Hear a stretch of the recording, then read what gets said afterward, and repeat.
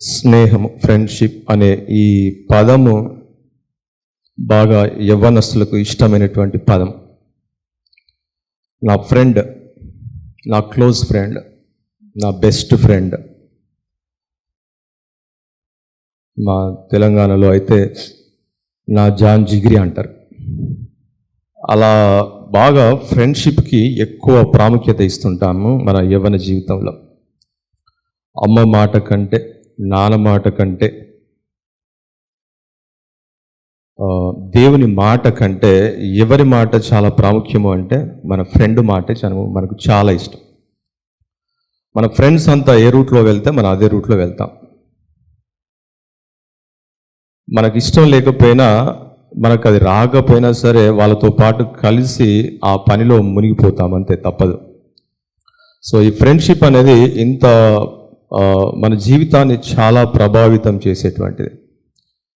అయితే ఈ యవ్వన జీవితంలో ఈ ఫ్రెండ్ అనే పదానికి వెనుక దాగున్నటువంటి ఒక భయంకరమైనటువంటి చీకటి ఉంటుంది. దాంట్లో ఏంటిదంటే, ఈ మధ్యలో మనకు కొన్ని సంవత్సరాలుగా మొదలైనటువంటి ఒక బాయ్ ఫ్రెండ్ లేదంటే గర్ల్ ఫ్రెండ్.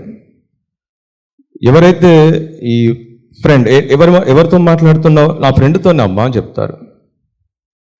ఎందుకు మాట్లాడుతున్నావు అంతగానము అంటే సమ్ ప్రాజెక్ట్ వర్క్ ఉంది అని చెప్తారు. లేదంటే నా క్లాస్మేట్, నా క్లోజ్ ఫ్రెండ్, నా బెస్ట్ ఫ్రెండ్, నాకు పలానా ఫీజు అవసరమైనప్పుడు నాకు హెల్ప్ చేశాను, నేను అడగకముందే నాకు హెల్ప్ చేశాను. సో కాబట్టి నా ఫ్రెండ్ కాబట్టి నేను మాట్లాడుతున్నాను, ఇంకేమీ లేదు అని చెప్పేసి నీకు ఏమీ లేదు కావచ్చు, కానీ సాతానుకు నీ పట్ల ఒక ఉద్దేశం ఉంది కాబట్టి నీకు ఒక పనికిరాని ఫ్రెండ్ని తయారు చేసి పెడతాడు వాడు. నువ్వేమనుకుంటావు అంటే నా క్లోజ్ ఫ్రెండ్ నాకు అన్ని హెల్ప్ చేస్తారు కాబట్టి నేను ఫ్రెండ్తో మాట్లాడుతున్నానని నువ్వు అనుకుంటావు. కానీ చివరిగా మీతో ఫ్రెండ్షిప్ చేసే ఉద్దేశమే ఏంటి అంటే నిన్ను ట్రాప్ చేయాలనేటువంటి ఉద్దేశం. అది మీరు గమనించట్లేదు. ట్రాప్ చేసే ఉద్దేశంతో నీతో క్లోజ్గా ఉంటున్నారనే ఉద్దేశం నువ్వు మర్చిపోయి నాకు బాయ్ ఫ్రెండ్ కావాలి, బాయ్ ఫ్రెండే అంటున్నావు, అంతవరకు మాత్రమే, ఇంకేమీ లేదు అంటున్నావు. కానీ నిజానికి బహుశా నీ మనసులో ఏమీ లేకపోయినా సాతానుకు నీ పట్ల చాలా ఉద్దేశాలు ఉన్నాయి. వాటిని నిన్ను ఎలా స్పాయిల్ చేయాలనే ఉద్దేశంతో నువ్వేం చెప్తావంటే నా ఫ్రెండ్ అలా మంచి పని చేశాడు, ఇలా మంచి పని చేశాడు, నాకు హెల్ప్ చేశాడు, నా చదువులో నాకు హెల్ప్ చేస్తాడు, ఈవెన్ నేను ఒంటరిగా తనతో మాట్లాడుతున్నా తను నాతో ఎప్పుడు బ్యాడ్ బిహేవ్ చేయలేదు అని చెప్తావు. అయితే నిజానికి ఆ నమ్మకం కలిగించడం కోసమే నీతో ఇంకా వేరే బిహేవియర్ మొదలు పెట్టలేదు, అది అసలు విషయం. గనుక ఎవరైతే నువ్వు బాయ్ ఫ్రెండ్, నా ఫ్రెండే అంటూ నువ్వు నమ్మకంగా ఉంటున్నావో ఎప్పుడో ఒకసారి తన అసలు స్వరూపాన్ని బయట పెట్టడానికి సిద్ధంగా ఉన్నాడు. గమనించండి, మీరు ఈ ఫ్రెండ్షిప్ అనేటువంటి మాయలో, నా సోదరుడు సోదరి, ఈ సందర్భంగా మీతో కూడా నేను మాట్లాడుతున్నాను. నువ్వు ఎవరితో అయితే ఎక్కువ ఫ్రెండ్షిప్ అనే ఒక అమ్మాయితో ఎక్కువ క్లోజ్గా మాట్లాడుతున్నావో నీ అసలు ఉద్దేశం ఏంటి నీకు తెలుసు కదా. నీ అంతరంగంలో ఏ ఉద్దేశంతో నువ్వు ఆ ఫ్రెండ్షిప్ మొదలుపెట్టావో నీకు తెలుసు కదా. నువ్వు మాట్లాడుతున్న ఉద్దేశం వేరు, బయటికి చెప్తున్న ఉద్దేశం వేరు.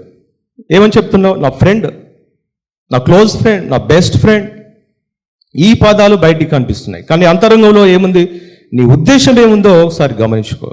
ఎందుకు మాట్లాడుతున్నావు అంత క్లోజ్గా? ఎందుకు మాట్లాడుతున్నావు అంత డీప్గా? ఎందుకు మాట్లాడుతున్నావు ఆ రాత్రి సమయంలో?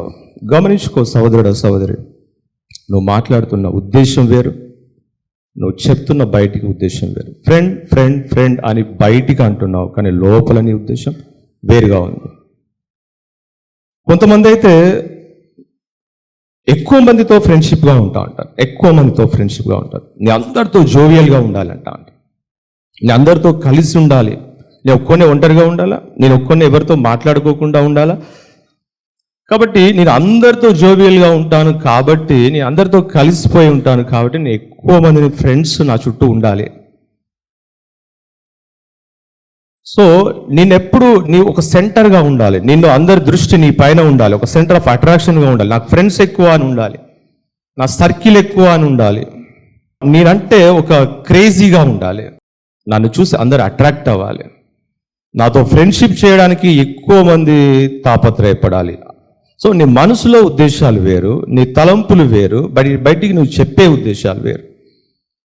కనుక ఈ యవ్వన కాలంలో మీరు చేసేటువంటి ఈ ఫ్రెండ్షిప్ ఏదైతే ఉందో అవి లోపల అంతరంగంలో అసలు ఉద్దేశాలు బయటపడే రోజు రాబోతుంది. చూస్తావు ఒక రోజు ఎప్పుడో ఒకసారి మెల్లగా మొదలు పెడతారు. కాలేజ్ అయిపోతుంది, స్కూల్ అయిపోతుంది,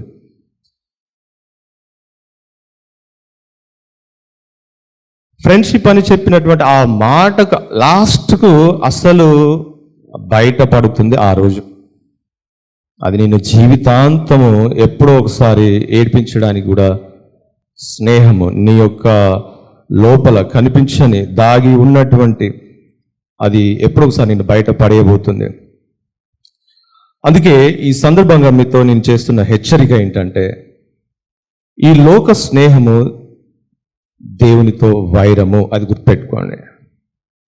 ఈ లోక స్నేహము దేవునితో వైరము. నువ్వు చెప్తున్నటువంటి ఫ్రెండ్షిప్, నువ్వు చెప్తున్నటువంటి మాటలు, నువ్వు చెప్తున్నటువంటి ఉద్దేశాలు బయటికి ఒకటి, లోపలొకటి. కొంతమంది ఏం చేస్తారంటే తెగించి నా బాయ్ ఫ్రెండ్ అని చెప్పేసి ఇంటికి పట్టుకొస్తారు, నా గర్ల్ ఫ్రెండ్ అని చెప్పేసి బేకరీలకు వెళ్తా ఉంటారు. ఈ తిరగడము నువ్వు యవ్వన కాలంలో ఈ తిరిగిన తిరుగుడంతా కలిపి ఒకరోజు నీకు ఒక పరిస్థితి, నీ చేతిలో లేని పరిస్థితి రాబోతుంది. నువ్వు ఎవరినైతే ఫ్రెండ్షిప్ అని పెట్టుకొని లోపల ఒక ఉద్దేశంతో పెట్టుకున్నావో వాళ్ళు మరొక రోజు మరొకరితో కనబడతారు. అప్పుడు నీకు దుఃఖం మిగులుతుంది. లేదంటే నా క్లోజ్ ఫ్రెండే అని నువ్వు నమ్మకంగా ఉంటే దాని శారీరకంగా నీతో సంబంధం పెట్టుకునే విధంగా ఆ ఫ్రెండ్షిప్ను తీసుకురాబోతున్నారు. అప్పుడు అసలు స్వరూపం బయటపడి నీకు దుఃఖం మిగలబోతుంది. ఈ లోక స్నేహమును, నా ఫ్రెండ్స్, నా స్నేహము, నా క్లోజ్ ఫ్రెండ్, నా ఈ పద్ధతులు దేవునికి అయిష్టము. ఈ వీటిలో ఏ మాత్రము కూడా నిజాయితీ లేదు అని నువ్వు గమనించలేకపోతున్నావు. సోదరుడా, నువ్వు చేస్తున్న ఫ్రెండ్షిప్లో నిజాయితీ లేదు. సోదరి, నువ్వు చేస్తున్న ఫ్రెండ్షిప్లో నిజాయితీ లేదు. అది కేవలము ఈ వయసులో నీకున్నటువంటి ఒక ఆకర్షణ. ఈ లోక స్నేహము నిన్ను ఖచ్చితంగా దుఃఖానికే తీసుకురాబోతుంది, ఖచ్చితంగా నీకు దుఃఖాన్ని మిగిలించబోతుంది. గనుక ఈ సందర్భంగా దేవుడు మీతో హెచ్చరిక చేసింది ఏంటంటే, నువ్వు అనుకుంటుంటావు, ఈ మామూలు ఒక మాట ఉంటుంది. ఏ మాట అంటే, నీ ఫ్రెండ్ ఎవరో చెప్పు, నీ గురించి నేను చెప్తాను అని. నీ ఫ్రెండ్ ఎవరో చెప్పు, నీ ఫ్రెండ్స్ ఎలాంటి వాళ్ళో చెప్పు. నువ్వేమంటావంటే, నేను చర్చ్కి వెళ్తున్నాను కాబట్టి, లేదంటే నేను మీటింగ్స్కి వస్తున్నాను కాబట్టి నాకు ఫ్రెండ్స్ అందరితో నేను ఉంటాను, కానీ వాళ్ళ పనులు నేను చేయను అంటావు. వాళ్ళలాగా నేను మరి అంత వాళ్ళలాగా ఉండను అని అంటావు. అలా నిన్ను నువ్వు సమర్థించుకుంటుంటావు. ఆ పూర్తిగా స్నేహాన్ని పక్క పెట్టవు అంటే, అందరిని పక్క పెట్టి నేను ఎలా ఉండగలను, నాకు అవసరం కదా, నా స్కూల్లో, నా క్లాస్లో నాకు అవసరం కదా, వాళ్ళతో నేను దూరంగా పూర్తిగా ఉండలేను కదా అని చెప్పేసి అంటావు. దేవుడు ఏమంటున్నాడంటే, నేను నీకు స్నేహంగా ఉంటాను, నేను నీకు స్నేహంగా ఉంటాను. నా యవ్వన కాలంలో అయితే నేను నా అనుభవపూర్వకంగానే చెప్తున్నాను, నేను ఇతరులతో మాట్లాడే ఉద్దేశం ఏమై ఉండేదంటే వాళ్ళని ఇంప్రెస్ చేయాలనేది నా ఉద్దేశం. యాక్చువల్లీ మా బ్యాచ్ అంతా అలానే ఉండేది. వేరే వాళ్ళతో, ఒక అమ్మాయితో మాట్లాడుతున్న ఉద్దేశం ఏమిటి అంటే వాళ్ళని ఇంప్రెస్ చేయాలి, వాళ్ళతో క్లోజ్గా ఉండాలి. వాళ్ళ నోట్బుక్ ఎందుకు అడుగుతామంటే, ఈ నోట్బుక్ అడిగి మెల్లగా వాళ్ళతో క్లోజ్ అవ్వాలి, వాళ్ళతో ఫ్రెండ్షిప్ పెట్టుకోవాలి. ఇది ఒక యవ్వన కాలంలో ఉన్నటువంటి, అది సాధారణమైనది అని మీరు దాన్ని తేలికగా ఎంచకండి. అది సాధారణమైనది ఏమి కాదు, అది యవ్వనేచ్ఛ, అది పాపము. దేవుడి సందర్భంగా మనతో హెచ్చరిక చేస్తున్నాడు, అది పాపము, దాన్ని విడిచిపెట్టు అని దేవుడి సందర్భంగా నీతోనే మాట్లాడుతున్నాడు. సహోదరి, ఎందుకు ఆ స్నేహము, ఆ లోక పద్ధతులు నువ్వు విడిచిపెట్టలేకపోతున్నావు? దేవుడు మీకాలో అంటాడు, మీకా గ్రంథము 7వ అధ్యాయము చూద్దాము ఒకసారి 5వ వచనం చూడండి. నీ స్నేహితుని యందు నమ్మిక ఉంచవద్దు, ముఖ్య స్నేహితుని నమ్ముకునవద్దు. ఈ సందర్భంగా ఎవరైతే నా క్లోజ్ ఫ్రెండ్ అని చెప్పేసి నువ్వు బాగా మీ తల్లిదండ్రుల మాట కూడా వినుకోకుండా నా ఫ్రెండే అని చెప్పేసి నేను ఎన్నిసార్లు చెప్పినా మీరు నమ్మట్లేదు అని చెప్పేసి నువ్వు తల్లిదండ్రులతోనే వాగ్వాదం పెట్టుకుంటున్నావు కదా, నీతోనే చెప్తున్నాడు దేవుడు, నువ్వు ఎవరైతే నా క్లోజ్ ఫ్రెండ్ అంటున్నావో నమ్మొద్దు. ఎవరైతే నీ ముఖ్య స్నేహితుడు, నా బెస్ట్, ఇవన్నీ నువ్వు పెట్టుకున్న ట్యాగులు అంతే, వాటిని నమ్ముకొనవద్దు అని చెప్పేసి దేవుడు ఈ సందర్భంగా మీతో హెచ్చరిక చేస్తున్నాడు. ఈ లోక స్నేహము దేవునితో వైరము. యాకోబు పత్రిక 4వ అధ్యాయము 4వ వచనములో, వ్యభిచారులారా దేవునితో కాబట్టి ఏ లోకముతో స్నేహము చేయగూరునో వాడు దేవునికి శత్రువగును. ఇక్కడ మనుషులతో చేసే స్నేహం గురించి మాట్లాడాము. ఇక్కడ మరొక స్నేహం, ఈ లోకముతో మనుషులతో మాత్రమే స్నేహము చేసి పాడైపోవడం కాదు. మీరు ఈ లోకముతో స్నేహం చేసినా మీరు దేవునికి శత్రువులుగా. ఈ లోకంలో మీరు ఒకవేళ ఏది మీకు బాగా పిచ్చి ఉంటుందో, ఏదైతే మీకు చాలా ఇష్టంగా ఉంటుందో, ఏదైతే మీరు బాగా ఎక్కువ సమయం గడుపుతున్నారో అది దేవునికి వైరము, అది దేవునికి శత్రుత్వము. మీకు అది సినిమా కావచ్చు, నీ స్నేహితునితో తిరిగితే అప్పుడప్పుడు మన తల్లిదండ్రులు ఏం చెప్తుంటారంటే, వాడితో తిరగకురా, వాడితో ఫ్రెండ్షిప్ వద్దురా, వాడితో తిరిగి నువ్వు పాడైపోతావురా అని చెప్పేసి ఇలా మాట్లాడుతుంటారు. కానీ మీరు స్నేహము వల్లనే పాడైపోవాల్సిన అవసరం ఏం లేదు. అక్కడ దాకా ఏం అవసరం లేదు. మిమ్మల్ని పాడు చేసేది మన ఇంట్లోనే ఉంటుంది. కొనుక్కొని పెట్టుకున్నాం కదా పెద్ద టీవీ, అది సరిపోతుంది. మీరేమో ఏదో అని చెప్పేసి, కారణం ఏదో అని చెప్పేసి దానికి కొంటి సాగు, ఉద్దేశం వేరు, కొన్న ఉద్దేశం వేరు. కానీ మీరు పెట్టుకున్న ఆ టీవీ మీరు పడుకుంటారు, మీ పిల్లలేమో మిడ్నైట్లో లేచి మీ టీవీ చూస్తూ ఉంటారు. సో మీరు ఈ లోకంతో స్నేహం చేయొద్దు అని చెప్పేసి దేవుడు అంటున్నాడు. సినిమాలు చూడొద్దు అంటున్నాడు. సినిమాలు చూడము అని చెప్పేసి మీరు టీవీ కొనుక్కొచ్చి ఇంట్లో పెట్టారు. కానీ మీరు బయటికి వెళ్ళినప్పుడు మీ పిల్లలు ఏం చూస్తున్నారో మీకు తెలియదు కనుక వారు పాడైపోతున్నారు. దేవుడి సందర్భంగా మనందరితో మాట్లాడుతున్న విషయం ఏమిటంటే, ఈ లోకంలో నువ్వు దేన్ని స్నేహిస్తున్నావు? సినిమాలు కదా. కొత్త సినిమా వస్తే ఓటీటీలో సినిమా ఛార్జ్ చేసుకొని చూస్తున్నావు కదా సహోదరుడా, నీతోనే మాట్లాడుతున్నాడు. ఎన్ని ఓటీటీ యాప్స్ నీ సెల్లో ఉన్నాయి కదా, ధైర్యంగా వచ్చి ఈ మందిరంలో కూర్చున్నావు కదా నువ్వు, దేవుడు నీతోనే చెప్తున్నాడు. ఆ ఓటీటీ ప్లాట్ఫామ్స్, ఆ ఓటీటీ యాప్స్ అన్ని నువ్వు డిలీట్ చేసేంతవరకు, ఆ సినిమాల పిచ్చి నీలో నుంచి పోయేంత వరకు దేవుడు నీకు హెల్ప్ చేయలేడు. దేవుడు నీతో హెల్ప్ చేయలేడు. రాబోతుంది నీకు శ్రమ. దేవుడి సందర్భంగా నీతోనే హెచ్చరిక చేస్తున్నాడు. కొత్త సినిమాల పిచ్చి, నీ సినిమా హీరో అంటే నీకు చాలా పిచ్చి. ఎందుకు ఆ పిచ్చి నీకు? ఎందుకు నీకు ఇంకా ఆ లోక స్నేహము? అందరికంటే ఎక్కువ పడి చచ్చిపోతున్నావు ఎందుకు? సినిమా హీరో పిచ్చి. దేవుడి సందర్భంగా మీతో హెచ్చరిక చేస్తున్నాడు. నువ్వు సినిమాలు చూసి నీ ఫ్రెండ్స్తో పాడైపోవట్లే, నువ్వు సినిమాలు చూసి పాడైపోతున్నావు. నీ కళ్ళని అపవిత్రపరుచుకుంటున్నావు. చిన్నప్పటి నుంచి వింటున్నావు కాబట్టి నీకు ఇది కామన్ అయిపోయింది.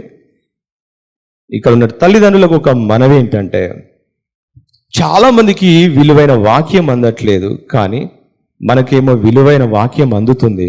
కానీ వీరు చిన్నప్పటి నుంచి వింటున్నారు. ఇదైతే ఒకటి మనం భయపడాల్సిన విషయం. ఏమిటి అంటే, చిన్నప్పటి నుంచి విని విని విని విని ఇది వీరికి కామన్ అయిపోతుందేమో, హెచ్చరికలు కామన్ అయిపోతాయేమో. హెచ్చరికలన్నీ సాధారణం అయిపోయి ఇంకా దేనికి నువ్వు మారగలుగుతావు సహోదరుడా?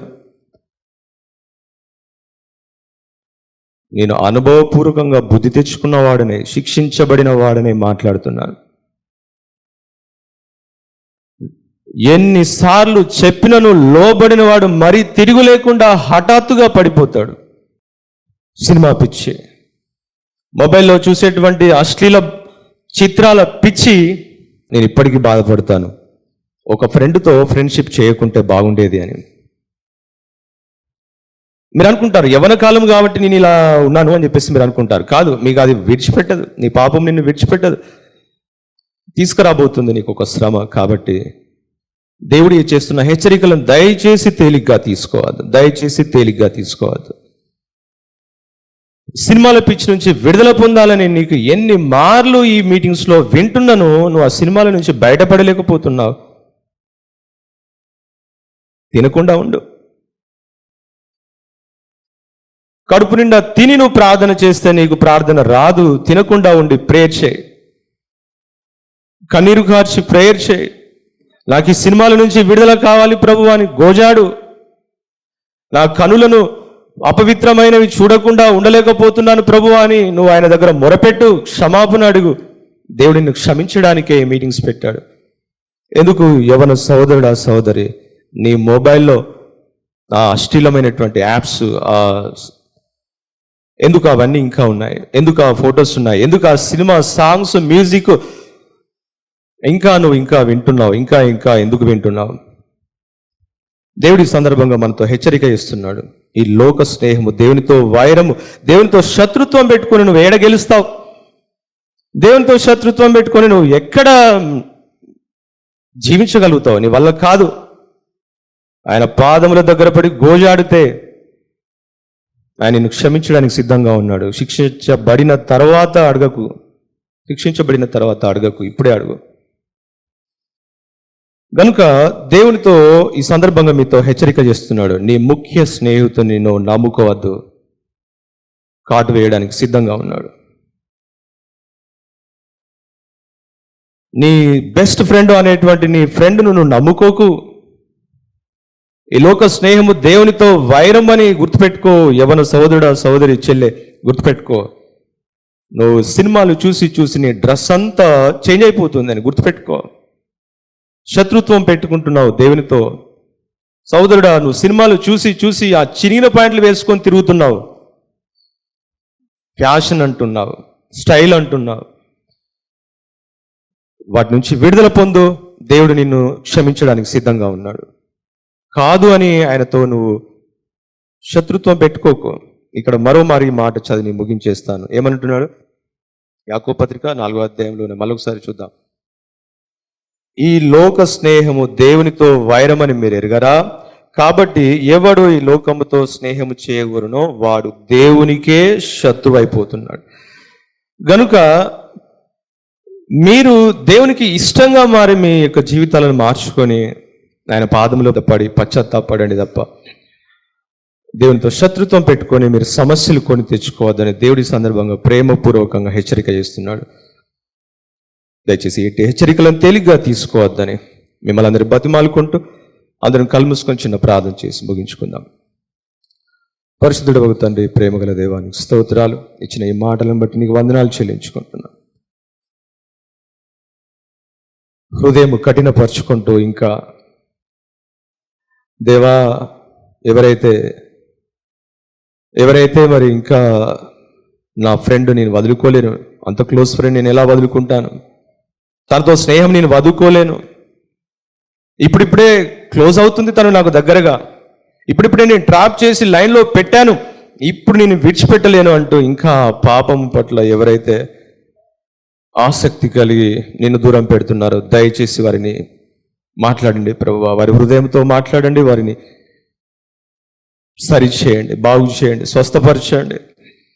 అంతరంగంలో మీరు నూతనత్వం కోరుకునే దేవుడు గనుక ఆ పాపపు స్వభావాన్ని విడిచిపెట్టే మీకు శత్రువులుగా మారి వారు నష్టపోకుండా దేవా ఈ కనికరము చూపు యవ్వన బిడ్డలతో మీరు మాట్లాడారు. వారి జీవితాలను మీకు సమర్పించుకోవడానికి, ఈ లోకమును విడిచిపెట్టి మీతో స్నేహము కోరుకోవడానికి, మీతో కలిసి జీవించడానికి, దేవాని బిడ్డలుగా నీ సాక్షులుగా నడవడానికి మీరు వారికి సహాయం చేసి నడిపించమని, దీవించమని ఈ చిన్న ప్రార్థన యేసుక్రీస్తు నామములో అడిగి వేడుకుంటున్నాము తండ్రి. ఆమేన్.